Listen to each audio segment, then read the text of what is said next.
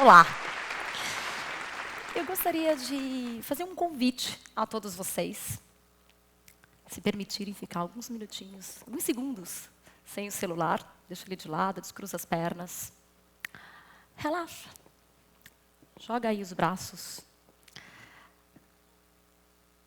na perna. E vem comigo fechando os olhos.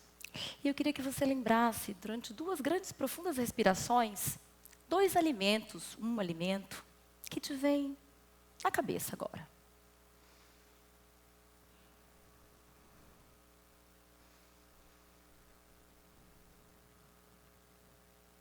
Vamos voltar? E aí? Fala, Alexandre. O que veio na sua cabeça? Mexerica. Dani estava com a mexerica hoje aqui. Alguém mais? Você? Oi? Melão e laranja. Maçã. Ontem me falaram steak tartar. Provavelmente, muitos de vocês tenham lembrado do que comeu no almoço. De uma mexerica que me traz um cheiro lá da sala dos palestrantes, ou da minha infância, alguma coisa que eu gosto. Certo? É muito pouco provável que tenha vindo na cabeça de vocês vitamina C da mexerica. Fibras do melão. Tampouco veio essa formiga em cima de um abacaxi. Apesar de ser uma iguaria do Dom, aclamado, eu comi lá com um sociólogo, Paul Rosen, que foi um menu degustação maravilhoso. Mas comida é algo ancestral, né? E cultural. Então, não adianta a gente tentar medicalizar isso tudo. Como nutricionista, já falei de manhã que eu penso diferente, tenho algumas controvérsias. Comida é algo maior. Apesar de eu ter sido criada no Amazonas, vim para cá para estudar, nasci com as tartarugas, depois posso contar algumas questões ali de como era a minha cultura alimentar no Amazonas naquela época. Mesmo assim, algumas tribos lá comem a formiga, o Alexa está lá, vai para lá. Mesmo assim, não é da minha paladar, não é. Vou comer a formiga. Por que eu chego nisso tudo? Porque comida é ancestral, é cultural, nasce com a gente desde que somos quem somos. Nos definiu quem somos como sapiens. Quando deixamos de ser nômade, correr atrás do alimento e colocamos o alimento ao nosso redor. Mudamos bastante de lá para cá, né? Sabemos que estamos aqui, inclusive, tentando resgatar. Mas comida é algo maior.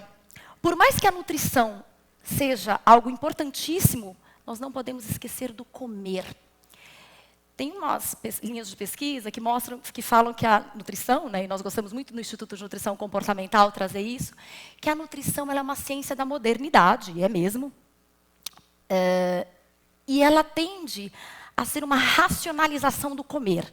E aí alguns problemas entram. É claro que os nutricionistas, e a minha profissão, que eu amo de paixão, veio com um propósito de mudar o mundo e tornar as pessoas mais saudáveis. Foram inúmeras as conquistas que nós tivemos em políticas públicas, em direito à alimentação, que estamos conseguindo agora com o Guia Alimentar e com toda essa movimentação de resgate da comida. Mas a nutrição ela passou por um período que George Screenis, um cientista, cunhou como nutricionismo e que muito foi divulgado por Michael Pollan como uma forma, esse nutricionismo no qual se tornou um pouco a nutrição, uma forma mais limitada, uma forma de ver a comida em que seu único valor está nos nutrientes que ele possui, como uma visão mais reducionista do comer. E aí a gente começa a enfrentar alguns problemas. Porque o comer, como eu coloquei para vocês e como vocês mesmos pensaram, ele está muito além de ser uma dose de vitamina C e de nutrientes. Quando vocês olham para essa foto, o que vem em mente? Cogumelos? A receita do chefe?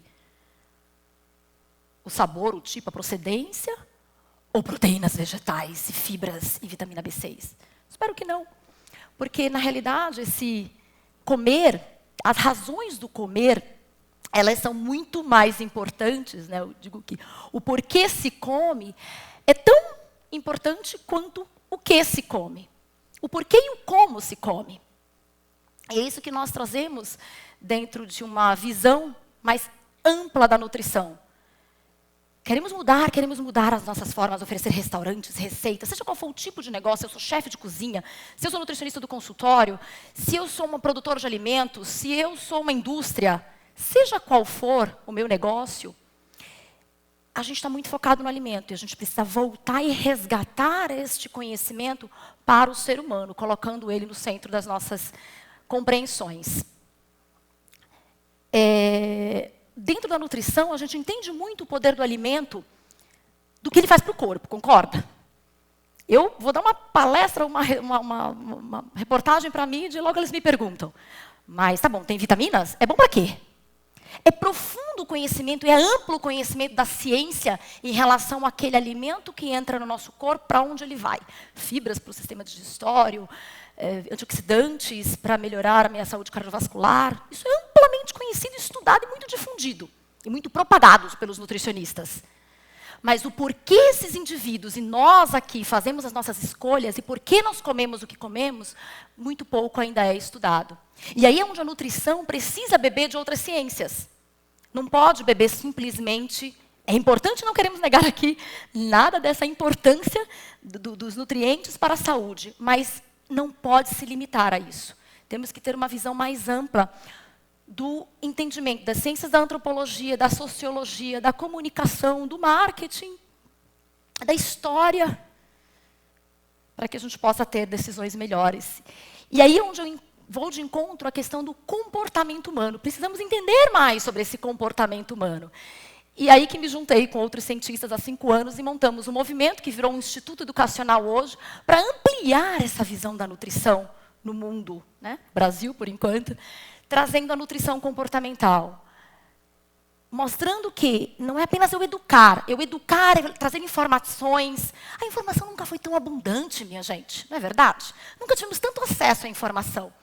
Não falta conhecimento, falta mudança, falta ação. E é isso que nós propomos. Estratégias cientificamente validadas, estudadas, que podem levar a uma mudança de comportamento. Mas comportamento, o que seria um comportamento? Fala-se muito de hábito. Hábito é algo que vai no automático, é o piloto automático. O comportamento é o que nós chamamos do elo do Food Forum aqui hoje é importante, do elo entre cognições, aquilo que nós pensamos sobre comida, que nós aprendemos, que nós... Se eu falo que entendo que vegetal é ruim, porque eu aprendi isso, e quando eu olho para o vegetal, eu sinto que ele é ruim, porque eu lembro daquele gosto estranho que minha cozinheira, minha mãe, sei lá quem fazia na infância, ou daquela dieta chata que eu fiz. Como você acha que eu vou? Eu vou comer mais vegetal? Eu vou comprar cesta orgânica? Eu cresci numa cidade, há 25 anos atrás, em Manaus, não tinha vegetal abundante. A gente é de chorar o que eu tive de vegetal na infância. Era o girumum, a batata doce, a banana era vegetal. Coloca lá no cozido de carne, que funciona. Então, como que eu fui mudar isso? Como que eu ensino para o meu filho? Como que a gente transforma isso? Eu preciso entender o que as pessoas pensam em relação a determinados alimentos e o que elas sentem. Não vai adiantar eu mandar, come, olha, porque é assim, é o ativismo. Ele é importante para outras questões, mas para o indivíduo, a gente precisa levar em consideração esse construto das cognições, do que eu penso, do que eu sinto. Aí sim eu vou começar a agir diferente quando eu começo a identificar os comportamentos não funcionais, comer um monte de doce, não comer vegetal nunca. Eu vou identificar quais são os problemas desse indivíduo e aí eu vou sistematicamente estabelecer processos de mudança. E esses processos de mudança passam pelas nossas emoções. Então, por isso que se fala muito de entender todo esse sentimento, ter um trabalho mais terapêutico em relação à comida. Por isso eu gosto muito de falar, parafrasear uma citação de Claude Fischler, um outro sociólogo do qual eu sou fã, que é: nós comemos o que nós somos, e não nós somos o que comemos. Por que nós comemos o que somos? Porque a comida ela é uma expressão da nossa identidade, da nossa cultura, do nosso ato político, inclusive, da nossa definição do que é justo, do que não é justo. Então, tudo que nós comemos, ele é reflexo disso tudo. Diferente daquelas fotos, até bastante vinculadas à nutrição, se você digita nutrição no Google, aparecem aquelas fotos. Como fast food, tem lá o cara, a imagem gordinho. Come vegetais, tem o magrinho. É uma dicotomia, como se isso fosse uma verdade absoluta. Né? E como se fosse tão simplista assim. Come uma coisa e come outra que vai funcionar. Hoje a tecnologia, nós sabemos que ela é parte do nosso comportamento também. É inegável os celulares que vocês têm aqui estão na mão hoje em dia. E quão conectados nós estamos com ele. Seria a tecnologia, então, depois da comida, nutrição, nutricionismo, seria essa tecnologia que vai dar o tom da história? E aí se fala muito, semana passada era food tech, o agrotech, biohacking, blockchain, tudo isso vinculado à comida. Se você for para o Vale do Silício, como eu fui lá, fazer uma experiência e visitar uns lugares, você vai ver que a comida é tecnológica. Muita tecnologia implicada. Eu acho que ela tem uma parte nesse elo, uma parte. Mas não acredito que ela será o futuro. Né? Apesar de, dentro dessa viagem, aí fui ser servida café por robôs, fui no It SA, não tem um ser humano, todo o contato era com máquina, e aí a comida sai na máquina, a produção do restaurante é na máquina. Ser humano ali é secundário nesses processos. Fiz um teste de DNA para provar lá o biohacking. Alguns especialistas da tecnologia dizem que nós vamos comer de acordo com o seu DNA. Trazem lá o testinho da saliva, dei todas as minhas informações para eles. Lá foi e trouxe essa definição do que eu deveria comer. Será esse o futuro? Para onde vamos com essa comida e com essa nutrição? Se eu dissesse para vocês agora que você tem 70 anos agora, né? Vamos imaginar, temos 70 anos. E vamos viver até os 100 anos se você me der todo o seu dado na saliva, no cotonetezinho, e eu vou te dar um guia alimentar para você saber o que você tem que comer. Vocês dariam os dados de vocês? Vocês já viram que eu já dei de graça lá, né? Já dei no teste free. Quem levantaria a mão e diria assim, para viver mais 30 anos, eu daria meus testes para receber esse guia alimentar? Boa. Agora, quem levantou a mão, se eu fizer uma pergunta para vocês, quem continuaria dando esses dados se eu dissesse para você, dentro desse guia que eu vou te dar, tem uma coisa exclusa, aquele alimento favorito, ou aqueles 3 alimentos favoritos? Será que a gente continuaria recebendo, dando os dados para receber esse guia? Quem levantou a mão aí, continuaria? Algumas pessoas sim. Outras, como a maioria, diz que não. O que isso quer dizer? Que a gente não vai caminhar para um mundo 100% tecnológico. Quanto mais se fala em tecnologia, nós, seres humanos, mais buscamos resgatar a nossa condição humana. Não se fala tanto em human-centric, o ser humano no centro de tudo, quando se fala no Vale do Silício, né, no centro da tecnologia. Eu acredito que a tecnologia ela vai coexistir com tudo que nós temos. Não desgrudamos mais desse celular. Mas ela vai ser secundário ao ser humano. Ela vai ser um meio e não um fim.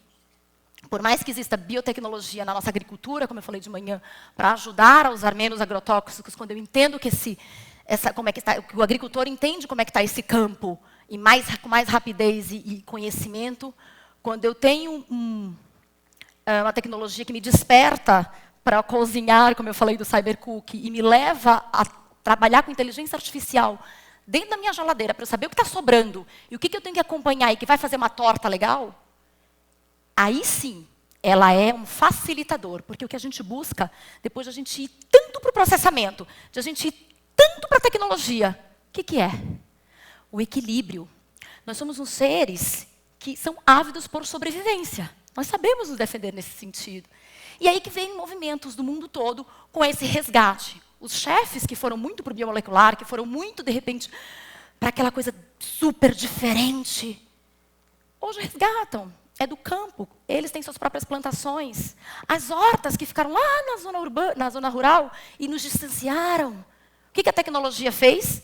Ajudou a produzir um equipamento que consegue trazer esse campo para a cidade. É só a tecnologia? Não, eu posso plantar uma horta no meu prédio.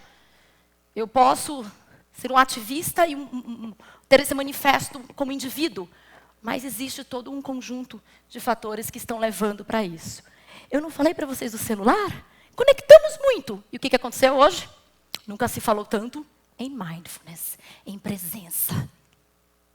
Acreditem, até eu, acelerada do jeito que sou, Acabei de lançar um livro agora no final do ano, com a Manuela Figueiredo, que é quem está aí na foto, pela editora Abril, que chama-se Comer com Atenção Plena, Mindful Eating, que busca, num convite singelo, a gente não ser perfeita, mas também não julgar e conseguir resgatar essa conexão com a comida.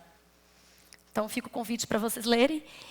E, para finalizar, mostrar que o mundo, de fato, está mudando. Eu acabei de voltar há 20 dias do South by Southwest, um evento internacional de gente do mundo todo, focado em inovação, celeiro da tecnologia ali. Tudo que vocês podem entender de tecnologia é lançado naquele local. E o que foi transversal nas palestras? Empatia, colaboração, o ser humano. Então, nós resgatamos isso. Por isso é tão importante entender sobre o comportamento humano e conseguir fazer com que cada um possa ter um papel nisso. Então, a minha paixão agora, como disse bem o vídeo, é na educação. Eu montei uma startup de educação chamada Kiwi Lab, que tem um pilar focado em food, que é o Food Academy, em parceria com a Kelly Galese, que também é uma incomodada. Então, todo o meu incômodo vem para entregar isso. E transformar desde empreendedores até quem está lá dentro do sistema e pode fazer diferente. Lembrando que toda transformação que a gente quer ver lá fora, ela começa na mudança de comportamento, do pensamento meu e do que eu sinto. É aqui dentro. Então, bons negócios para vocês.